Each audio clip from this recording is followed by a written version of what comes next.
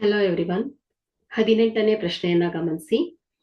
X square minus 3x minus 10 is equal to 0 ವರ್ಗ ಸಮೀಕರಣದ ಮೂಲಗಳನ್ನ ಕಂಡುಹಿಡಿಯಿರಿ. ಸೊ ಇಲ್ಲಿ ಎಕ್ಸ್ ಸ್ಕ್ವೇರ್ ಕೊಟ್ಟಿರುವಂತಹ ವರ್ಗ ಸಮೀಕರಣ x square minus 3x minus 10 is equal to 0. So ಇದನ್ನ ಅಪವರ್ತಿಸಬೇಕು. ಸೊ ಮಧ್ಯದ ಪದವನ್ನ ಹೊಡಿಬೇಕು. ಸೊ ಇಲ್ಲಿ 10 ಮೊದಲನೇ ಪದ ಕೊನೆಯ ಪದ. ಸೊ 10. ಸೊ ಈ 10ಅನ್ನ ಹೊಡಿಬೇಕು. ಹೇಗೆ? ಆ ಎರಡು ಪದಗಳನ್ನ ಗುಣಿಸಿದಾಗ ನಮ್ಗೆ 10 ಸಿಗ್ತಾ ಇರ್ಬೇಕು.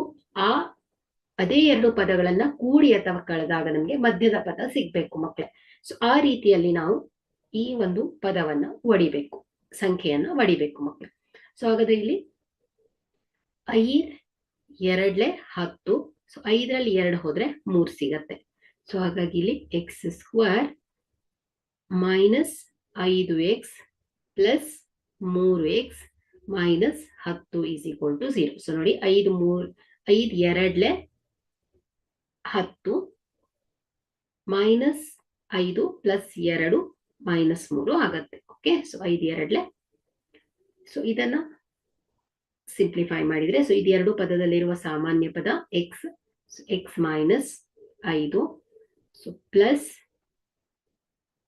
2 x minus 5 is equal to 0. So x into 2 plus 2x plus minus minus 5 2 10. Okay. So ಈಗ ಈ ಎರಡು ಪದದಲ್ಲಿರುವ ಸಾಮಾನ್ಯ ಪದ ಎಕ್ಸ್ ಮೈನಸ್ 5. ಸೊ ಇಲ್ಲಿ x plus 2 is equal to 0. So ಈಗ ಮೂಲವನ್ನ ಕಂಡುಹಿಡಿಬೇಕು.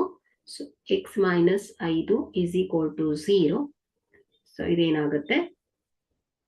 X is equal to 5. So ಅದೇ ರೀತಿ x plus 2 is equal to 0.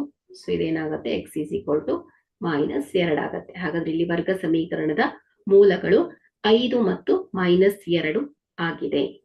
Thank you.